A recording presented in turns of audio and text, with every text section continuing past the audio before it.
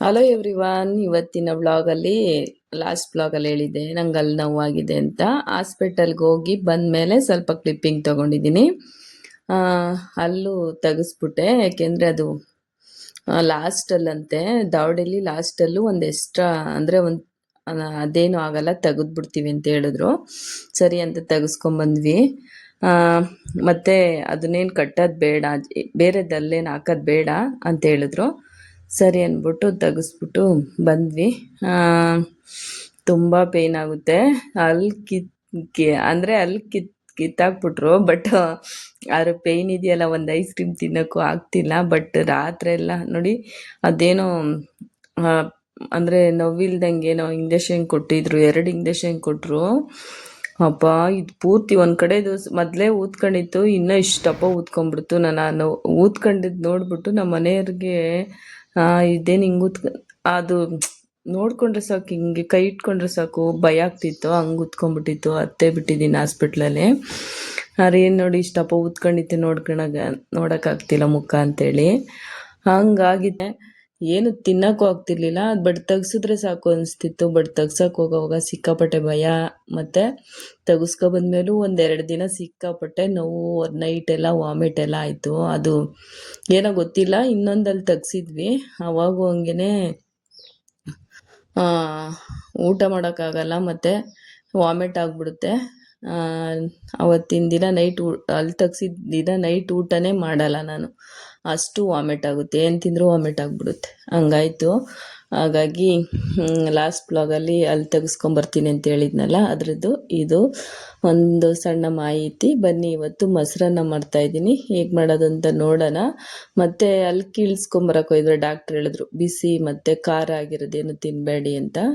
ಹಾಗಾಗಿ ಸ್ವಲ್ಪ ತಣ್ಣಗಿರೋದು ತಿನ್ನಿ ಮತ್ತು ಖಾರ ಎಲ್ಲ ಜಾಸ್ತಿ ಮಸಾಲೆ ಐಟಮ್ ತಿನ್ನಬೇಡ್ರಿ ಅಂದರು. ಮತ್ತು ಇನ್ನೊಂದು ನೋಡ್ಬೋದು, ಐಸ್ ಕ್ರೀಮ್ ತಿಂತಾಯಿದ್ದೆ. ಒಂದು 2-3 ಅವರ್ ಬಿಟ್ಬಿಟ್ಟು ಅಲ್ಲಿ ಕಿತ್ಬಿಟ್ಟು ಅದು ಬ್ಲಡ್ ಬರಬಾರ್ದು ಅಂದ್ಬಿಟ್ಟು ಒಂದು ಕಾಟನ್ ಇಟ್ಟಿದ್ರು, ತೆಗೆದ್ಬಿಟ್ಟು ಒಂದು ಐಸ್ ಕ್ರೀಮ್ ತಿನ್ನಿ ಅಂತೇಳಿದ್ರು. ಹಾಗಾಗಿ ಐಸ್ ಕ್ರೀಮ್ ತಿಂದೆ. ಐಸ್ ಕ್ರೀಮ್ ತಿನ್ನೋಕ್ಕೂ ಬಾಯಿ ತೆಗಿಯೋಕ್ಕಾಗ್ತಿಲ್ಲ, ಅದು ಪೇಯ್ನ್ ಎಲ್ಲ ಇನ್ನೂ ಹಾಗೇ ಇತ್ತು. ತಿಂತಾಯಿದ್ರು ಬ್ಲಡ್ ಬತ್ತಿತ್ತು. ಬಟ್ ಬ್ಲಡ್ ಎಲ್ಲ ತೋರಿಸಂಗಿಲ್ಲ ವಿಡಿಯೋದಲ್ಲಿ, ಯೂಟ್ಯೂಬಲ್ಲಿ. ಹಾಗಾಗಿ ನಾನು ಅದು ವಿಡಿಯೋ ಕ್ಲಿಪ್ಪಿಂಗ್ನ ಡಿಲೀಟ್ ಮಾಡಿದ್ದೀನಿ. ಈಗ ಮೊಸರನ್ನ ಮಾಡೋದು ನೋಡೋಣ ಬನ್ನಿ. ಒಂದು ಸ್ವಲ್ಪ ಎಣ್ಣೆ ಹಾಕ್ಬಿಟ್ಟು ಈ ರೀತಿ ಮೊಸರನ್ನ ನೀವು ಖಂಡಿತ ಟ್ರೈ ಮಾಡಿ. ಏನು ಮೊಸರನ್ನ ಅಲ್ವಾ ಬಿಡು ಅನ್ನೋದಲ್ಲ, ಈ ರೀತಿ ಟ್ರೈ ಮಾಡಿದ್ರೆ ನೀವು ಪದೇ ಪದೇ ಇದೇ ರೀತಿ ಮಾಡ್ಕೊಂಡು ತಿಂತೀರಾ. ಅಷ್ಟು ಸಖತ್ತಾಗಿರುತ್ತೆ, ಹೋಟ್ಲಲ್ಲೂ ಸಿಗಲ್ಲ, ಅಷ್ಟು ಟೇಸ್ಟಿ, ಅಷ್ಟು ರುಚಿಯಾಗಿರುತ್ತೆ. ಹೇಗೆ ಮಾಡೋದು ಅಂತ ನೋಡೋಣ ಬನ್ನಿ. ಸ್ವಲ್ಪ ಬಾಣಲಿಗೆ ಎಣ್ಣೆ ನಿಮ್ಗೆ ಎಷ್ಟು ಬೇಕು ಅಷ್ಟೊಂದು 2-3 ಸ್ಪೂನ್ ಅಷ್ಟು ಎಣ್ಣೆ ಹಾಕಿ, ಸಾಸಿವೆ ಹಾಕಿ, ಕಡಲೆಬೇಳೆ, ಉದ್ದಿನಬೇಳೆ ಹಾಕಿ ಚೆನ್ನಾಗಿ ಫ್ರೈ ಮಾಡ್ಕೊಳ್ಳಿ. ಅದಾದಮೇಲೆ ಕರಿಬೇವಿನ ಸೊಪ್ಪು, ಸ್ವಲ್ಪ ಹಸಿರು ಮೆಣಸಿನ್ಕಾಯಿ ಹಾಕ್ಬಿಟ್ಟು ಚೆನ್ನಾಗಿ ಕರಿಬೇವಿನ ಸೊಪ್ಪು ಹಾಕಿ, ಮತ್ತು 1-2 ಒಣಗಿರೋ ಬ್ಯಾಡಗಿ ಮೆಣಸಿನ್ಕಾಯಿ ಹಾಕಿ, ಮತ್ತು ಹಸಿರು ಮೆಣಸಿನ್ಕಾಯಿ ಹಾಕಿ, ಇಷ್ಟು ಚೆನ್ನಾಗಿ ಫ್ರೈ ಆಗಬೇಕು. ಒಂದು ಸ್ವಲ್ಪ ಚೆನ್ನಾಗಿ ಫ್ರೈ ಮಾಡ್ಕೊಳ್ಳಿ. ಇದು ಫ್ರೈ ಆದಮೇಲೆ ಸ್ಟವ್ ಆಫ್ ಮಾಡಿ. ಮತ್ತು ಇದು ಶುಂಠಿನೂ ಅಷ್ಟೇ, ಶುಂಠಿನ ಚೆನ್ನಾಗಿ ಜಜ್ಜಿಬಿಟ್ಟು ಇಟ್ಕೊಳ್ಳಿ. ಶುಂಠಿ ಹಾಕೋದ್ರಿಂದನೂ ಚೆನ್ನಾಗಿರುತ್ತೆ. ಒಂದು ಸ್ವಲ್ಪ ಶುಂಠಿ ಹಾಕಿ ಚೆನ್ನಾಗಿ ಫ್ರೈ ಮಾಡ್ಕೊಳ್ಳಿ. ಈಗ ಫಸ್ಟೇ ಅನ್ನ ಸೈಡಲ್ಲಿ ಮಾಡಿಟ್ಟಿದ್ದೆ, ಅನ್ನ ಆಗಿದೆ. ಬಿಸಿ ಅನ್ನಕ್ಕೆ ಮೊಸರು ಸೇರಿಸ್ಬಾರ್ದು. ಹಾಗಾಗಿ ಒಂದು ಬೌಲ್ಗೆ ಅನ್ನ ಎಲ್ಲ ತೆಗ್ದಿಟ್ಬಿಟ್ಟು ಅದಕ್ಕೆ ಹಾಲು ಹಾಕ್ತಾಯಿದ್ದೀನಿ. 1 ಕಪ್ಪಷ್ಟು, 1 ಬೌಲಷ್ಟು ಹಾಲು ಹಾಕ್ತಾಯಿದ್ದೀನಿ. ನೋಡ್ಬೋದು, ಇಷ್ಟು 1 ಬೌಲಷ್ಟು ಹಾಲು ಹಾಕ್ಬಿಟ್ಟು ಚೆನ್ನಾಗಿ ಮಿಕ್ಸ್ ಮಾಡ್ತಾಯಿದ್ದೀನಿ. ನಾನು ಮಾಡ್ತಿರೋ ರೈಸ್ ಇದು. ಒಂದು 4-5 ಜನ ತಿನ್ಬೋದು ಅಷ್ಟಿದೆ. ವಿಡಿಯೋದಲ್ಲಿ ಮಾತ್ರ ಸ್ವಲ್ಪ ಕಾಣಿಸ್ತಾ ಇದೆ ಅಷ್ಟೇ. ಬಟ್ 4 ಜನ 5 ಜನ ಊಟ ಮಾಡ್ಬೋದು ಅಷ್ಟಿದೆ, ತಿಂಡಿ ತಿನ್ಬೋದು. ಬೆಳಗ್ಗೆ ತಿಂಡಿಗೆ ಈ ಮೊಸರನ್ನ ಮಾಡಿದ್ದು ತುಂಬ ಚೆನ್ನಾಗಿರುತ್ತೆ. ನೀವು ಒಂದ್ಸರಿ ಮಾಡ್ಕೊಂಡು ತಿನ್ನಿ. ಸಮ್ಮರಲ್ಲಂತೂ ಪದೇ ಪದೇ ತಿನ್ನಬೇಕು ಅನ್ಸುತ್ತೆ, ಅಷ್ಟು ಚೆನ್ನಾಗಿರುತ್ತೆ. ಈಗ ಒಂದು ಸ್ವಲ್ಪ ಹಾಲು ಹಾಕಿದ್ಮೇಲೆ ಚೆನ್ನಾಗಿ ಮಿಕ್ಸ್ ಆದಮೇಲೆ ಸ್ವಲ್ಪ ರುಚಿಗೆ ತಕ್ಕಷ್ಟು ಉಪ್ಪು ಹಾಕಿ, ಮತ್ತು ಒಗ್ಗರಣೆ ಮಾಡಿ ಎತ್ತಿಟ್ಟಿದ್ವಲ್ಲ ಅದನ್ನು ಸೇರಿಸಿ, ಮತ್ತು ಒಂದು ಸ್ವಲ್ಪ ಜೀರಿಗೆ ಸೇರಿಸಿ. ನಾನು ಹೇಳಲಿಲ್ಲ ಅಂದ್ಕೊಂಡೆ, ಒಂದು ಸ್ವಲ್ಪ ಸೇರಿಸಿ, ಜಾಸ್ತಿ ಸೇರಿಸ್ಬೇಡಿ, ಜೀರಿಗೆ ಸೇರಿಸಿ ಚೆನ್ನಾಗಿ ಮಿಕ್ಸ್ ಮಾಡಿದ್ರೆ ಚೆನ್ನಾಗಿ ಮಿಕ್ಸ್ ಮಾಡಿ. ಮತ್ತು ರೈಸು ಅಷ್ಟೇ, ನಿಮಗೆ ಡಿಪೋದಲ್ಲಿ ಕೊಡ್ತಾರಲ್ಲ ಆ ಅಕ್ಕಿ ಆದರೂ ಆಗ್ಬೋದು. ನಾನಿಲ್ಲಿ ಬುಲೆಟ್ ರೈಸ್ ಬರುತ್ತಲ್ಲ ಅದೇ ರೈಸ್ ಮಾಡಿರೋದು. ಮತ್ತು ನಾನು ಒಂದು ಅರ್ಧ ಲೀಟ್ರ್ ಹಾಲು ಚೆನ್ನಾಗಿ ಕಾಯಿಸ್ಬಿಟ್ಟು ನಾನೇ ಹಾಕಿ ಇಟ್ಟಿದ್ದೆ.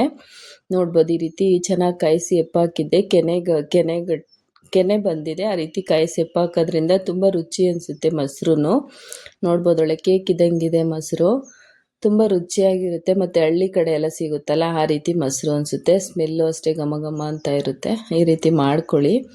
ಇಲ್ಲಾಂದರೆ ಪ್ಯಾಕೆಟ್ ಮೊಸರು ಸಿಗುತ್ತೆ, ಅದರಲ್ಲೂ ಮಾಡ್ಬೋದು. ಈ ರೀತಿ ಹಳ್ಳಿ ಕಡೆ ಸಿಗೋಂಥ ಮೊಸರು ಥರ ಮಾಡಿಕೊಂಡ್ರೆ ಅಂತೂ ಇನ್ನೂ ರುಚಿ ಹೆಚ್ಚುತ್ತೆ, ಜಾಸ್ತಿ ರುಚಿಯಾಗಿರುತ್ತೆ ಅಂತಲೇ ಹೇಳ್ಬೋದು. ನೋಡ್ಬೋದು, ಇಷ್ಟು ಮೊಸರು ಹಾಕಿ ಚೆನ್ನಾಗಿ ಮಿಕ್ಸ್ ಮಾಡ್ತಾ ಇದ್ದೀನಿ.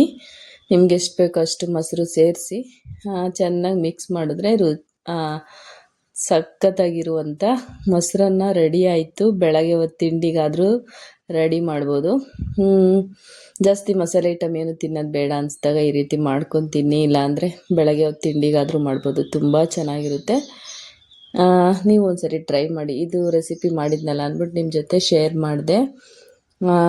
ಈರುಳ್ಳಿನೂ ಅಷ್ಟೇ ಲಾಸ್ಟಲ್ಲಿ ಸಣ್ಣ ಸಣ್ಣ ಕಟ್ ಮಾಡಿ ಸೇರಿಸ್ತಾ ಇದ್ದೀನಿ. ನಿಮ್ಗೆ ಇಷ್ಟ ಇದ್ದರೆ ಮಾತ್ರ ಸೇರಿಸ್ಕೊಳ್ಳಿ, ಆಪ್ಷನಲ್ಲಿದು.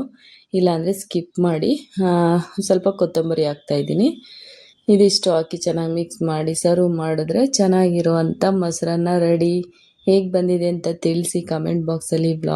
ವಿಡಿಯೋಸು ಜಾಸ್ತಿ ಕ್ಲಿಪ್ಪಿಂಗ್ ತೊಗೊಂಡ್ಲಿಲ್ಲ, ಯಾಕೆ ಅಂದರೆ ಜಾಸ್ತಿ ಲಾಂಗ್ ವಿಡಿಯೋ ಆದ್ರೂ ನೋಡೋಕ್ಕೆ ಬೋರ್ ಆಗುತ್ತೆ.